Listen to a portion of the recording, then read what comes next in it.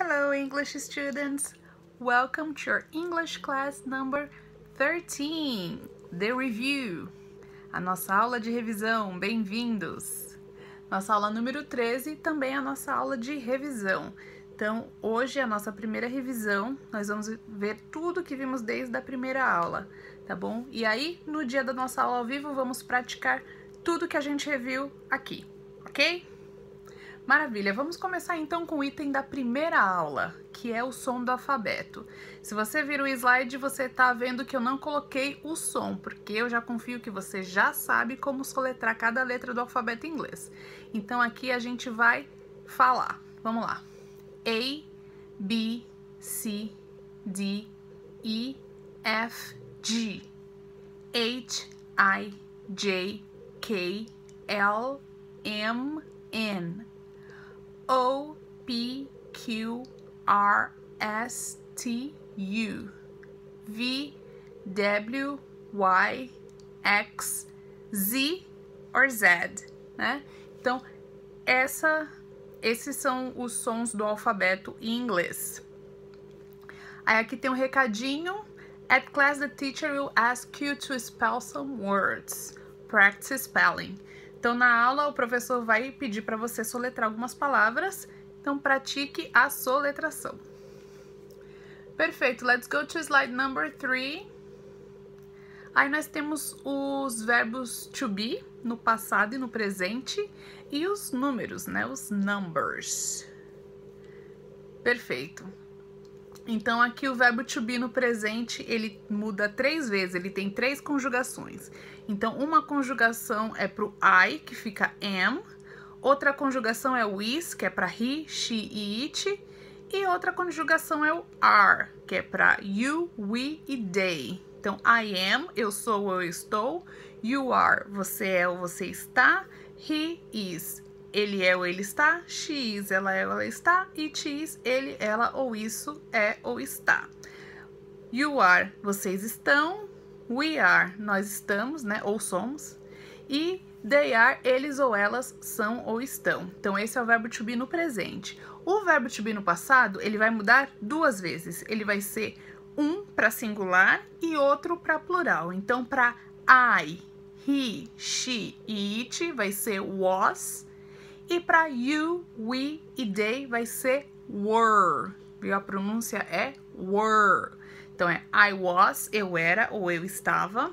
You were, você era ou você estava. He, she ou it was, ele, ela ou isso era ou estava. We were, nós éramos ou nós estávamos. You were, vocês eram ou estavam. They were, eles eram, eles ou elas eram ou estavam. Muito bem. Deixa eu só colocar uma coisinha aqui. Perfeito. E aqui embaixo também vocês estão vendo só os números. Não tem escrito. Então, eu também conto que vocês já sabem falar os números. E aqui tem só um recadinho para você rever o vídeo da aula 2. Se você conseguir dar uma olhadinha, é melhor. Mas vamos ver aqui, ó. Vamos falar o número rapidinho só para vocês relembrarem. 1, 2, 3, 4, 5, 6, 7, 8, 9, 10, 11, 12, 13, 14, 15, 16, 17, 18, 19, 20, 21. Então lembra, né? Se eu chego no 20, eu vou falar 21, 22, 23, eu só vou juntando os números. O 20 mais o 1, o 20 mais o 2. Se for 50, a mesma coisa. O 50 mais o 1, 50 mais o 2. Então 21 é o 20 mais o 1. 20 é 20 e o 1 é 1. Então 21, 21. Aí continuamos aqui com 30. 30, 40, 40, 50, 50, 60, 60, 70, 70, 80, 80, 90, 90, 100, 100. Aí 200, 200. 300, 300, 400, 400. Esses não tem aí, mas só para você saber como monta, tá? E aí 1000 é 1000. Se eu quiser dizer 1001, eu pego 1000 e mais o 1. 1001, ok? Então, esses são os números que nós aprendemos na aula 2. Seguindo em frente, vamos para os meses e advérbios de frequência, além das datas. Então, a gente começa aqui com os meses. Temos January, February, March, April, May, June, July, August, September, October, November, December. Esses são os meses. E para a gente montar uma data, como que a gente escreve data em inglês? Então, em inglês, primeiro vai vir um mês, depois o dia e depois o ano. E qual é o detalhe que tem que ter no dia? É aquela letrinha pequenininha que vai ser o TH, o RH, o RD, o ST ou o ND, né? Então, aqui eu tenho um exemplo de um dia 31 de dezembro de 2020. Então, se eu quiser escrever, né, deixar por escrito em inglês, vai ser December 31st, 2020. Então, o 30 fica com ST porque as datas em inglês, elas são faladas como números ordinais. O que são os números ordinais? É primeiro, segundo, terceiro.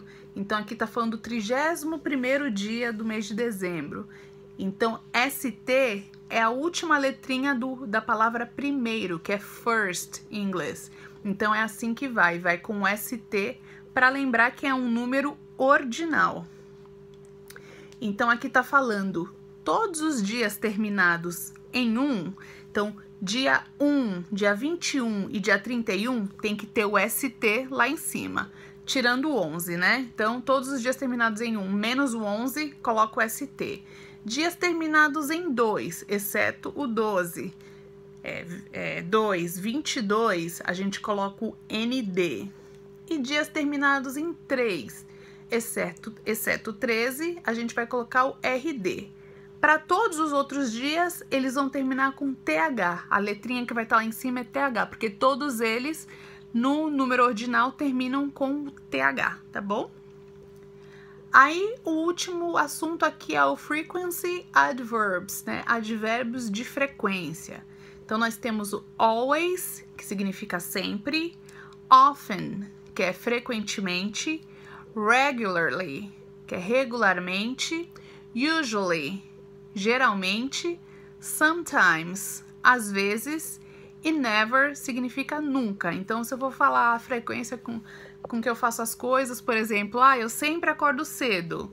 I always wake up early. Eu frequentemente vou para a praia. I often go to the beach. Eu regularmente como comida saudável. I eat healthy food regularly. Eu geralmente vou para academia. I usually go to the gym. Eu às vezes acordo tarde. I sometimes wake up late, or I wake up late sometimes. E nunca, né, and never seria I never travel alone. Eu nunca viajo sozinha, ok? Então, esses são advérbios de frequência. Nós vimos na aula 4. Seguindo em frente, vamos para o slide number 5. Possessive adjectives. Demonstrative pronouns. W8, questions and when. Então, aqui nós vamos ver um punhado de coisas. Então, primeiro são os adjetivos possessivos. Nós temos o my, your, his, her e its, our e their. Então, my é meu, your, seu, his, dele, her, dela, its, dele ou dela para coisas, objetos e animais. Our, nosso ou nossa, nossos ou nossas, e their, deles ou delas. Então, a única coisa que é diferente em português quando a gente for montar uma frase com adjetivo possessivo é que em inglês sempre o adjetivo possessivo vai estar na frente daquilo que a gente está falando que é o objeto de posse. Eu vou dizer minha o quê? Minha caneta. Então, é my pen. Só que se eu for dizer que a caneta é dela, eu vou dizer her pen. Então, a caneta dela é her pen. Ao pé da letra fica dela caneta. Mas em inglês é sempre assim. Sempre tem que vir o adjetivo possessivo antes e depois o objeto de posse, né? Aquilo que a gente tá falando que é meu, que é seu, que é dele, ok? Então, esse é adjetivo possessivo. Continuando, nós temos os pronomes demonstrativos. Pronomes demonstrativos são bem simples, gente. Nós temos 4. This, that, these e those. This significa esse ou essa. O plural dele é these. Então, this e these. Esse e esses. E o that, né, significa aquele ou aquela. Se eu quiser colocar no plural aqueles ou aquelas, é those, ok? Então, this e that é singular, this e those é plural. This para coisas que estão próximas, né? Esse, that para coisas que estão longe, aquele, ok? Muito bem, passando para as perguntas com WH. WH questions. Nós temos algumas perguntas que a gente sempre usa, né? E elas começam com essas palavras que iniciam com as letras WH. Então, nós temos what, como por exemplo, what's your name, né? Qual é o seu nome? Também significa o que. Which tem a mesma tradução do what, mas são para coisas que a gente tem algumas opções. Por exemplo, se eu for te perguntar que roupa eu vou, qual roupa que eu escolho, eu tô te dando opções. Então, eu vou perguntar com which, tá? Tudo que tem um número limitado de opções, a gente pergunta com which, ok?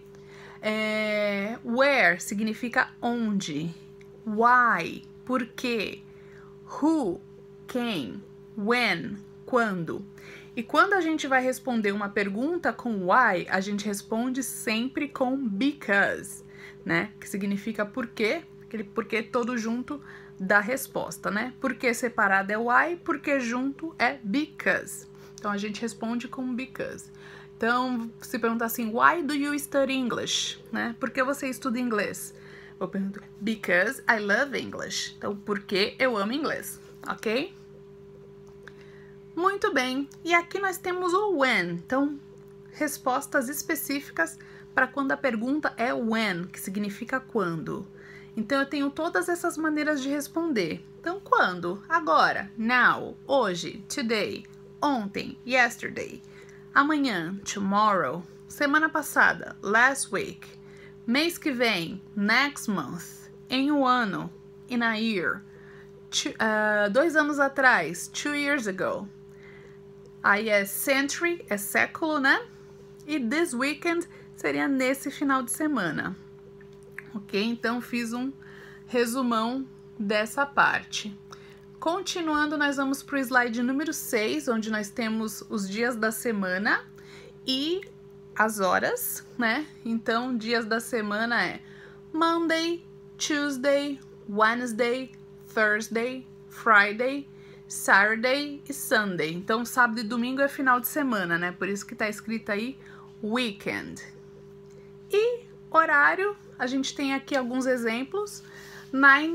9 o'clock a.m., 9 da manhã, né? Esse o'clock a gente sempre usa quando for hora redonda. Completamente redonda, tipo 1, 2, 3, 4, 5. Se for 5 e meia já não é hora redonda, não usa o o'clock, tá? Então é só quando é hora em ponto. Então, 9 o'clock a.m., 9 da manhã. A.m., você sabe, né? É de manhã. E p.m. é tarde e noite. Então, se eu falar... A partir de meia-noite já usa o AM, tá? E a partir de meio-dia usa o PM. Então, vamos lá. 10 o'clock p.m., 10 da noite. 11:30 a.m., 11:30 da manhã. 14:45 é a 2:45, né? 2:45 2020, né? A gente não fala as horas em inglês com os números a partir do 13, tá? Lá não existe 13 horas, 14 horas, 15 horas. A hora vai só até o 12, que é meio-dia, né? Então, você usa o AM e o PM para poder especificar se é de manhã ou à tarde. Então, esse 20 e 20, se a gente for falar inglês, a gente tem que falar que é 8 da noite. Então, 20 past 8 p.m. 21h50 é 10 to 10 p.m. E meia-noite é midnight. Meio-dia, midday ou noon, ok? Maravilha, vamos seguir em frente aqui que essa aula tá ficando muito longa. Seguindo, nós temos o present continuous, past continuous, o will e o going to. Então, vamos lá. Present continuous. O continuous são aqueles verbos que em português terminam em ando, endo e indo. Em inglês, eles vão terminar com ing, tá? Ele sempre tem que ter um verbo to be antes, para poder fazer sentido. Então, eu estou sorrindo, ela está falando, ele está correndo. Então, sempre tem que ter um verbo to be, que é o está, né? Então, qual é a diferença do present continuous para o past continuous? É o verbo to be. Então, se o verbo to be está no presente, ele é o am, is ou are, é um verbo to be no presente, e aí é o present continuous, né? I am teaching, por exemplo, eu estou ensinando. Eu estava conversando, eu vou usar I was talking, né? Eu estava conversando, I was talking. Então, o que vai mudar é o present continuous vai estar com o verbo to be no presente e o past continuous vai estar com o verbo to be no passado, que é o was ou were, dependendo da pessoa, né? Seguindo em frente, a gente vai ver o will e o going to. São auxiliares para o futuro. O will a gente usa quando a gente não tem certeza do que vai acontecer no futuro, né? Se eu vou usar eu acho, eu penso, eu imagino, aí eu vou usar com will no futuro, porque é uma coisa que eu não tenho certeza. Quando nós nos oferecemos para fazer algo, quando fazemos uma promessa e quando a gente decide algo na hora. Do nada eu vou falar, vou tomar banho. I will take a shower. Então eu vou usar o will. O going to é para coisas que você já tem certeza. Então, eu vou viajar amanhã. Já tô com a passagem comprada, tá tudo certo. I'm going to travel tomorrow. Então, eu vou usar o going to. E antes do going to, sempre tem que ter o verbo to be, né? I am going to. He is going to. E o going to pode ser substituído pelo gonna também, ok? Muito bem. Seguindo para o slide número 8, regular verbs, whether e would. Então, aqui são 3 matérias também, verbos regulares. Verbos regulares, eles são os verbos que, em inglês, quando a gente passa esses verbos para o passado, eles terminam em ed. Então, é muito simples, são os verbos mais simples de decorar o passado. Então, a gente sabe, é um verbo regular? Se eu quiser colocar no passado, eu só acrescento o ed, ok? Tem algumas regras que vocês podem dar uma olhadinha na matéria também, tá? Então, esse é o verbo no passado. O weather, que é o clima, né? O tempo. Então, eu tenho exemplo aqui, sunny, rainy, cloudy e lightning, né? Ensolarado, chuvoso, nublado e com raios, né? Lightning é raios. O would é um auxiliar também, ele não tem tradução. A função dele é deixar o verbo terminando em ia. Então, se eu quero dizer assim, eu faria, eu vou dizer I would do, né? É sempre antes do verbo. I would do. Eu gostaria, I would like. Ok? Então, o exemplo que eu tenho aqui é I would help you if I could. Eu te ajudaria se eu pudesse. Então, would help, ajudaria. Deixa o verbo terminando em ia. Muito bem. Slide número 9. Plural and plural persons rules, né? Regras de pessoas no plural. Desculpa, gente, plural rules, né? Só regras do plural. Muito bem.